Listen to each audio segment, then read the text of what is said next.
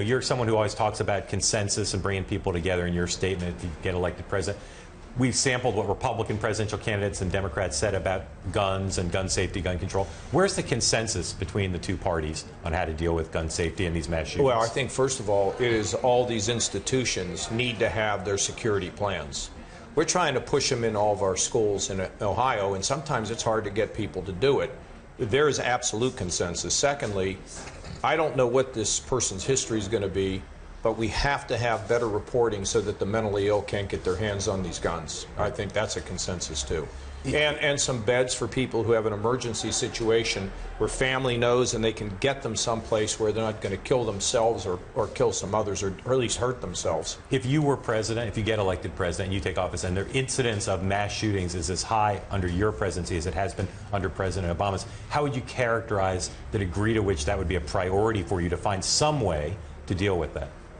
Well, I think it's one of many issues, but you know, we had a school shooting in Ohio, and I was there for a couple days, and it was very difficult. These are unbelievable tragedies, and of course it would be high in the things that we could do, both from the mental health aspect and the ability to not have these kind of soft situations where people have to prepare. Everybody has to understand. Here's the thing, everybody has to understand that it could happen to you. It could happen to your family. So unlike Donald Trump, Jeb Bush, you think it would be a priority for government, not necessarily gun control, as Democrats support, but a priority for a Kasich administration to find ways to reduce those? Well, I would, again, Mark, I think that we need to let all the states know what really works. I mean, I believe a lot of what we need to be doing is taking things that work in one place and transferring them to another, whether it's violence, whether it's drugs, whether it's mentoring. I mean, I want to shift a lot of the power back to the states and let the states come up with solutions that can be shared with other states. You used to be a member of the House. Kevin McCarthy is now running basically unopposed to be Speaker. If you were a member of the House, would you urge current members of the House to vote for him for Speaker? I don't think that's my place. I mean, any more than I would pick the Speaker in Ohio or the leader. Right. But here's what I will say. I think that he has a good personality. I think he's a guy who does connect. And if he, in fact, is the Speaker, there's no doubt in my mind that I would be able to work with him if I'm president. One of the big things you're talking about as a candidate is your role in helping balance the federal budget when you were chair of the Budget Committee. As a presidential candidate, will you put forward your proposal to submit a balanced budget to Congress in your first term? Well, I'm not sure how we will do that exactly. We're right now putting an outline together, but there's no mystery in what I do. I mean, I've only written 18 budgets. That's 18 more than you've written. And so if people want to know what my priorities are, they just need to look at my record.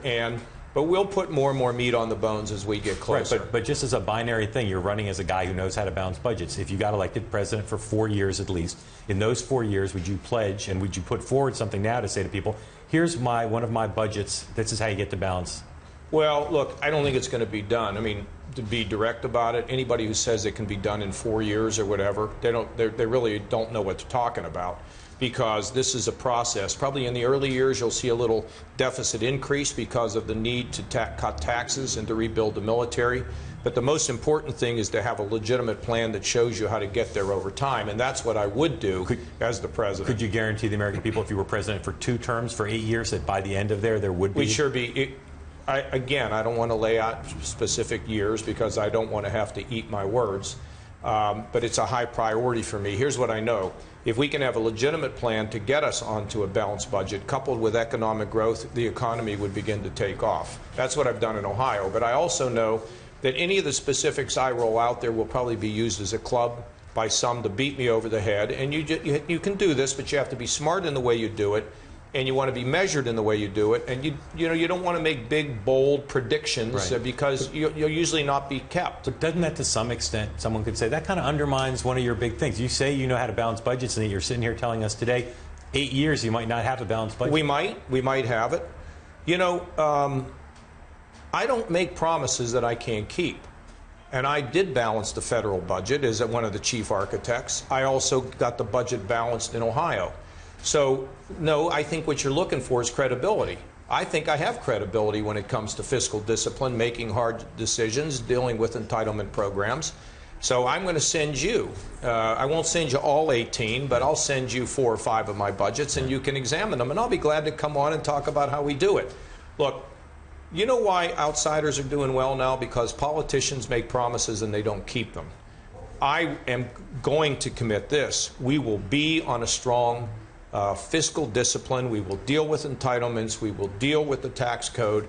And we will ultimately have a roadmap that will take us to a balanced budget and begin dealing with the deficit. Crazy cycle, 17 candidates, 15 candidates, lots of uncertainty. Can you be the Republican nominee if you don't win the New Hampshire primary? I think I need to exceed expectation. What I need to be able to do is do better than how you think I'm going to do. So whatever you predict, if I can do better than that, then I'm on a roll. A little bit better. Isn't that true? See, I got you answering questions. That's pretty good. I'll pass. Are you more confident you're going to be the next president of the United States than you were when you got in the race? Yeah, I feel very good about where we are. I do. Are you the favorite, underdog, in the middle of the pack? Where do you see yourself now? Rising. And I'll tell you, this is the interesting thing. You can have people that can rise real high. The question is there anything underneath that rise in the polls that can give you the support and the strength? That's what I think we're building, particularly here. Somewhat we're beginning to build in Iowa. But the key is not just to kind of float to the top with nothing underneath. We're building it from the ground up, and it's getting stronger and stronger. And you look at all the people now that have endorsed me today, the great endorsement from Gordon Humphrey that brings a lot of conservatives. It's very, very important. John Sununu, the Karl Rove, they say, as you called him, the Karl Rove, the Kasich campaign. I think we're building strength, and we're building it a little at a time. And that's how you do it, Mark. That's how I've done it all of my career.